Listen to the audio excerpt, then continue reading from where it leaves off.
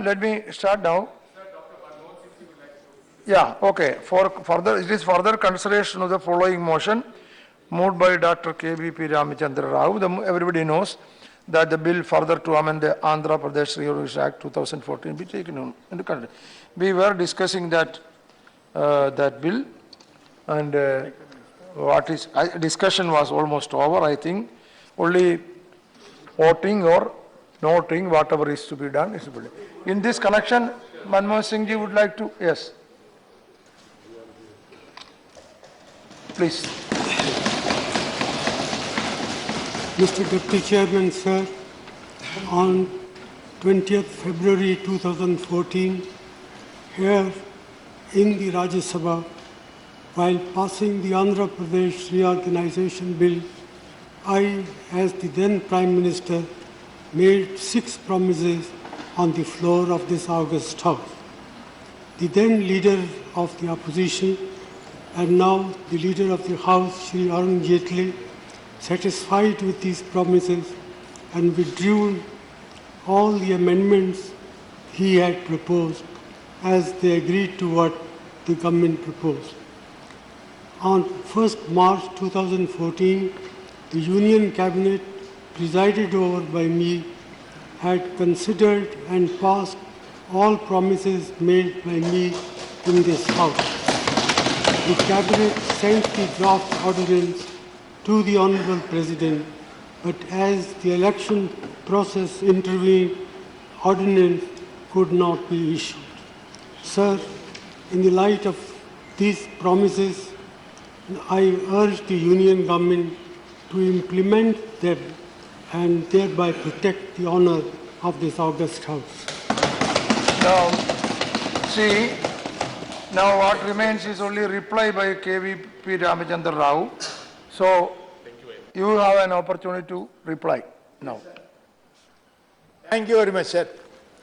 Thank you for your kind permission for giving me a chance to reply. Read with Article 117 is outside the competence of this House. And after he has spoken, I'd like to sustain this legal objection. Yeah. No, listen, after, after his, see, now listen, Sir. After his reply, Honourable the Leader of the House, I will give you a chance. Okay. Sir, I have to respond to the... Yeah. How do you presume that I will not allow you? No, see, no. How do you presume that I will not allow you? There are remains on preconceived notions. Most respected, sir. Yeah, please. Most respected, sir. Yeah. First, let me thank the Chair and respected Vice Chairman for giving me this opportunity of my right to reply. First, let me thank my party and its President, Srimati Sonia Gandhi, former Prime Minister Dr. Manmohan Singh, whose assurances on the same floor on 20th February 2014 are the very basis of my bill. Let me also thank my Vice President, Sri Rahul Gandhi, my parliamentary party members and its leader, Sri Ghulam Nabi Azad. More importantly, let me thank all the 11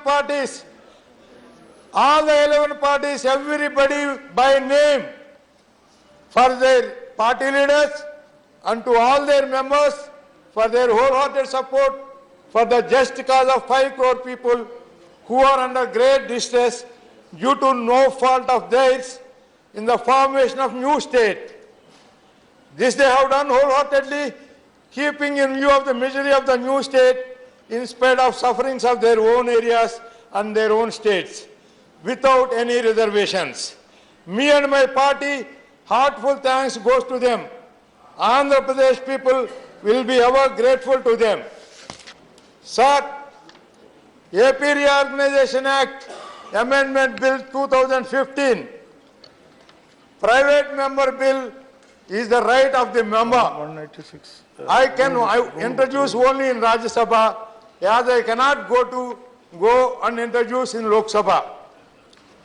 Where is the bar in introducing money bills as private members' bills? Sir, special category status does not require any legislation.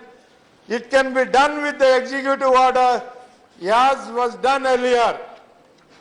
Since the present government is dilly-dallying from the last 2 years, I have proposed amendments to AP Reorganization Act 2014. Sir, no legislation is required for granting special category status. If the government agrees to grant special category status, then the question of amendment to AP Reorganization Act does not arise. The BJP-led NDA government unnecessarily complicating the issue of special category status. Sir, as per Rajya Sabha composition, business and procedure, sir, this is according to one of 21 private members' bill, sir. A private member may also move a legislative proposal or bill which he thinks fit to be there in the statute book. He may give notice of his bill along with the text of the bill to be drafted by him, as the Secretariat may render only technical advice if so desired. In drafting a bill by a private member, there are certain procedural requirements of all legislative proposals, whether government or private. Since in respect of private members' bills, members may not have access to expert advice, and there are certain procedures regulating consideration of private members' bill. Sir, for the bills, for the private member bills, the main requirement listed are: 1. Contents of the bill. A. The foremost requirement in case of a bill is that it should be within the legislative competence of Parliament. In other words, the subject of the bill should relate to the subjects included the union or concurrent list contained in the 7th schedule to the Constitution of India. B. Notices of bills are required to be accompanied by copies of the text of the bill together with a statement of objects and reasons duly signed by member giving notice. Sir, most important is C, sir. In addition to the statement of objects and reasons, a bill involving expenditure from the Consolidated Fund of India must also be accompanied by a financial memorandum inviting particular attention to the clauses involving expenditure and also giving an estimate of recurring and non-recurring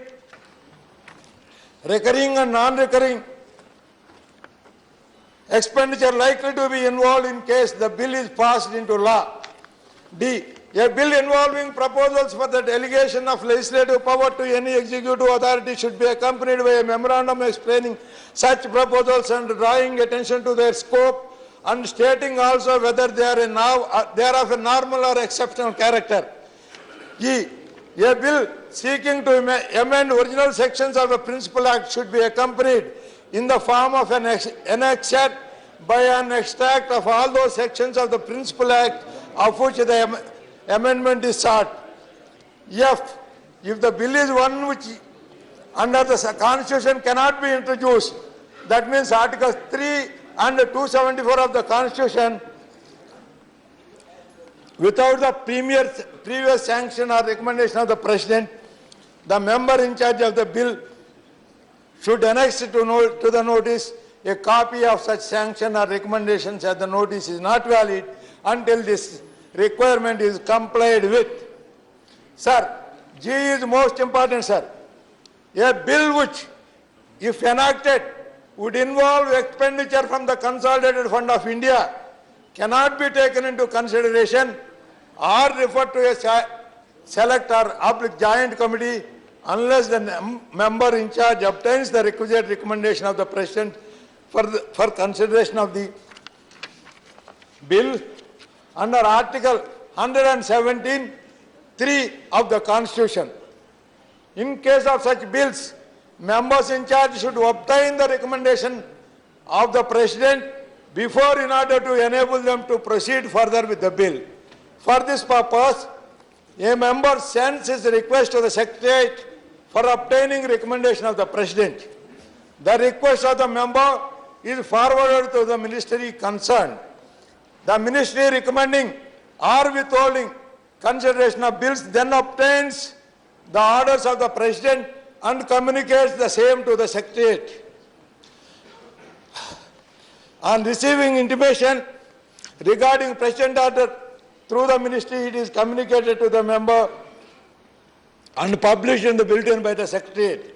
Sir, a private member bill cannot become money bill until it is passed in Rajya Sabha and adopted by the government. Article 117 of the Constitution does not apply to a private member's bill. It is applicable only to official bills. The present amendment bill proposed by me has crossed all the preliminary requirements of the scrutiny by the Rajya Sabha Secretariat, got approval from the President, introduced in the House and discussed. Even the reply was given by the Honorable Minister, adjourned at the time of voting due to lack of quorum. Hence, the right to reply by the member and the voting of the bill is only pending in the House at this stage. Sir, denying the right of the member is the basic violation of the privilege of the member. Sir, two private member bills passed earlier by Rajya Sabha also have financial requirements such as: 1. The ancient and historical monuments and archaeological sites and remains within brackets a declaration of national importance 1954 passed on 15th December 1956. 2. The orphanages and other charitable homes supervision and control bill passed in 1960. Bill 1960 passed on 9th April 1960 are also one way or other requires government financial assistance. Sir, in this regard, my bill was submitted for President's sanction with the required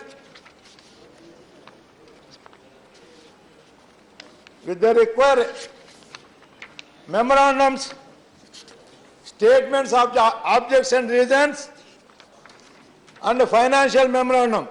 Sir, in the financial memorandum, sir, the clause 2 of the bill provides for the special status for the state of Andhra Pradesh.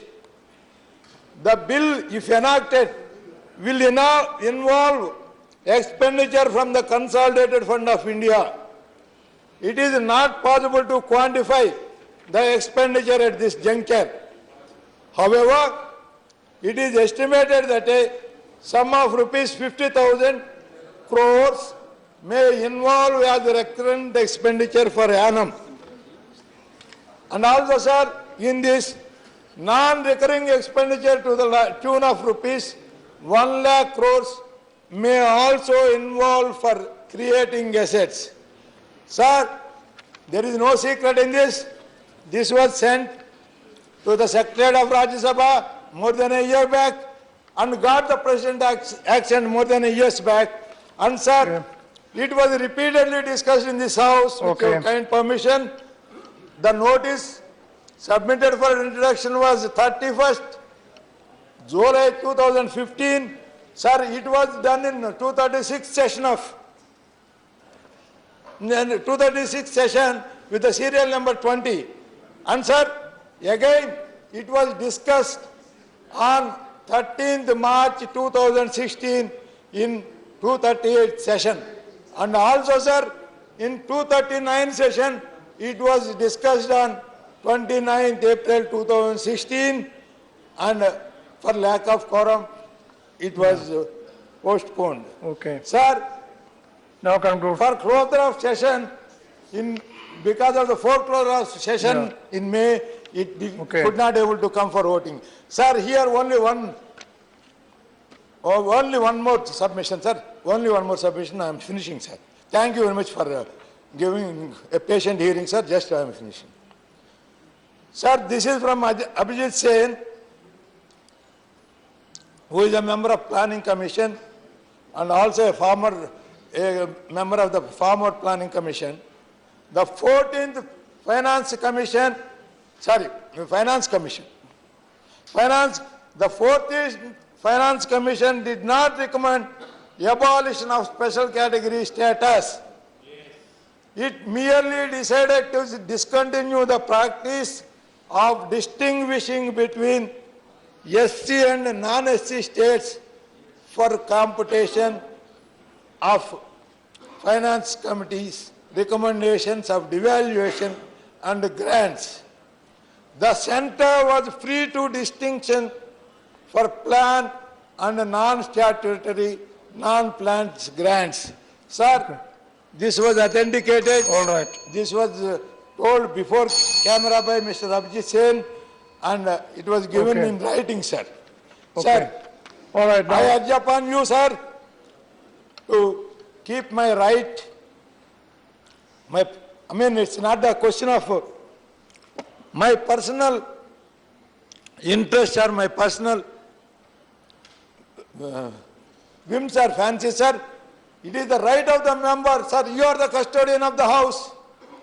It's the right of the member to ask for a private member's bill for voting, and you are gracious enough to give me all this time. Okay. I urge upon you to keep this bill for voting and take the House opinion on this.